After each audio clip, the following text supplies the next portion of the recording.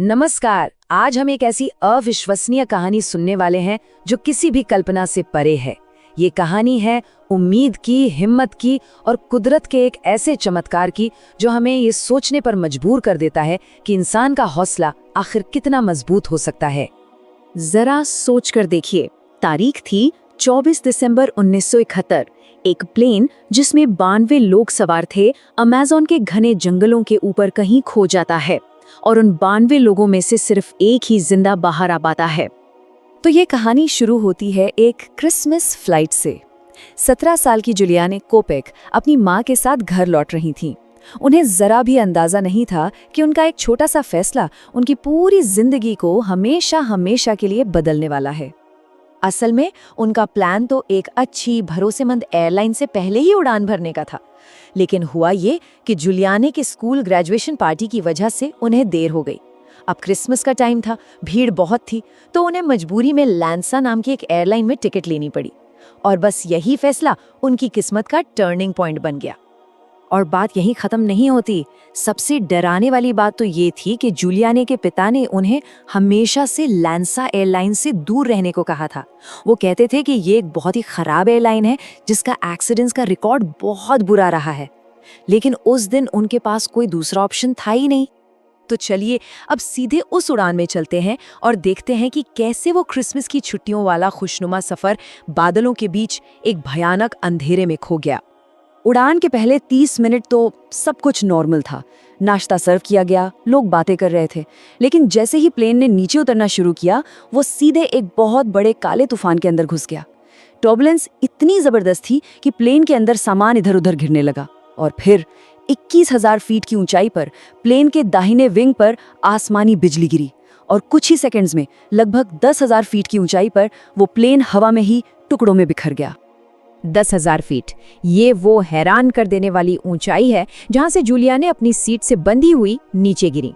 यूं समझिए कि ये लगभग 3 किलोमीटर के बराबर है। मतलब दुनिया की 10 सबसे ऊंची इमारतों को एक के ऊपर एक रख दें, उतनी ऊंचाई से वो नीचे गिरी। तो सबसे बड़ा सवाल यही उठता है ना कि आखिर इतनी ऊंचाई से गिरने के बाद कोई जिंदा बच कैसे सकता है। ये तो सुनने में ही नामुमकिन लगता है, पर ऐसा हुआ। असल में इसके पीछे एक नहीं बल्कि 3 चमत्कारों का एक कमाल का कॉम्बिनेशन था। पहली चीज, तूफान की बहुत तेज हवाएं, जिन्हें अपड्राफ्ट्स कहते हैं, वो नीचे से ऊपर की तरफ जोर लगा रही थीं, जिससे उनके गिरने की स्पीड थोड़ी कम हो गई। दूसरी चीज, उनकी सीटों की जो पूरी कतार थी वो हवा में एक हेलीकॉप्टर के पंखे की तरह गोल गोल घूम रही थी, जिसने उनके गिरने की रफ्तार को और भी धीमा कर दिया। और तीसरा और सबसे जरूरी, अमेज़न के घने पेड़ और लताएं, जिन्होंने आखिरी पल में एक गद्दे की तरह काम किया और जमीन पर टक्कर के झटके को सह लिया। जब जुलियाने की आंख खुली तो क्रिसमस का दिन था, लेकिन वो किसी आरामदायक घर में नहीं बल्कि अमेज़न के घने जंगल के बीच बिल्कुल अकेली पड़ी थीं। एक नई और डरावनी सच्चाई उनका इंतजार कर रही थी। उनकी हालत बहुत खराब थी। कॉलर बोन टूट चुकी थी, घुटने में बहुत बुरी मोच थी, एक आंख तो सूजकर पूरी तरह बंद हो चुकी थी, सिर में चोट थी और पूरे शरीर पर गहरे कट लगे हुए थे। ऊपर से उनका चश्मा और एक सैंडल भी कहीं गिर गया था। और इस भयानक मुसीबत का सामना करने के लिए उनके पास क्या था? सिर्फ कैंडी का एक छोटा सा पैकेट। सोचिए, दुनिया के सबसे खतरनाक जंगलों में से एक में जिंदा रहने के लिए बस इतनी सी चीज। अब सवाल ये था कि इस हरे जहन्नुम से बाहर कैसे निकला जाए, और इसका जवाब उन्हें मिला अपने पिता की दी हुई एक सीख में, जिसने अगले 11 दिनों तक उनके लिए एक गाइड का काम किया।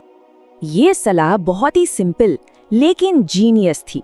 उनके पिता, जो कि एक जूलॉजिस्ट थे, उन्होंने सिखाया था कि अगर कभी जंगल में खो जाओ तो पानी की एक पतली सी धारा ढूंढो, उसके साथ साथ चलो।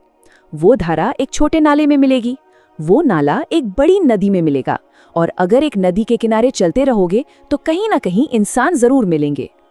और ये सफर 11 दिनों तक चला। पहले दिन वो अकेली उठी, चौथे दिन उन्हें एक ऐसी चीज मिली जिसने उन्हें अंदर तक डरा दिया। 9वें दिन उन्हें आसमान में एक रेस्क्यू प्लेन दिखा, लेकिन प्लेन में बैठे लोग उन्हें नहीं देख पाए। उनकी सारी उम्मीद लगभग टूट चुकी थी। फिर 10वें दिन उन्हें एक खाली नाव और एक झोपड़ी मिली, और 11वें दिन आखिरकार उन्हें 3 लकड़हारे मिल ही गए। ये 11 दिन किसी बुरे सपने की तरह थे। वो भूखमरी की कगार पर थीं। उनका सामना मगरमच्छों और जहरीली मकड़ियों से हुआ। उनके घावों में इन्फेक्शन हो गया था और उनमें कीड़े पड़ गए थे, और धीरे धीरे उनकी हिम्मत भी जवाब दे रही थी। 10वें दिन जब उन्हें वो झोपड़ी मिली तो वहां उन्हें गैसोलीन का एक कैन मिला। ये एक और चमत्कार जैसा था। उन्होंने हिम्मत करके उस गैसोलीन से अपने हाथ के घाव से करीब 30 कीड़ों को निकाला। ये दर्द की इंतहा थी, पर इसी ने उनकी जान बचाई। लेकिन उनके बच जाने के बाद कहानी खत्म नहीं हुई, बल्कि उन्हें कुछ ऐसी सच्चाइयों का पता चला जिन्होंने उनके इस हादसे को एक नए मकसद में बदल दिया। बाद में जब जांच हुई तो एक और दिल दहला देने वाली बात सामने आई। प्लेन में 92 लोग थे। क्रैश के बाद जूलियाने अकेली जिंदा नहीं बची थी, बल्कि उनके अलावा 14 और लोग भी जिंदा थे। लेकिन उस जंगल से बाहर सिर्फ एक ही निकल पाया।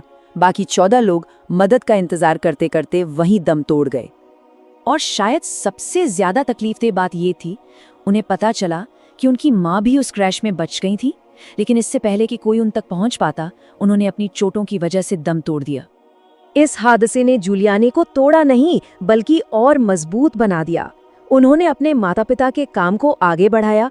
वो एक बहुत मशहूर जूलॉजिस्ट बनी और उन्होंने अपनी पूरी जिंदगी उसी अमेज़न के जंगल को समझने और उसे बचाने में लगा दी, जिसने एक दिन लगभग उनकी जान ले ही ली थी। जूलियाने ने बाद में कहा भी था, एक सवाल मुझे हमेशा परेशान करता रहा, इतने सारे लोगों में से सिर्फ मैं ही क्यों बची? और शायद इसी सवाल ने उनकी बाकी की जिंदगी को एक दिशा दे दी। तो ये कहानी हमें एक बहुत गहरे सवाल पर लाकर छोड़ देती है। इंसान के हौसले का, उसकी सहन शक्ति का असली मतलब क्या है? क्या ये सिर्फ किसी हादसे में बच जाना है, या फिर उस हादसे से मिले दर्द को एक मकसद में बदलकर दूसरों के लिए एक मिसाल बनना है?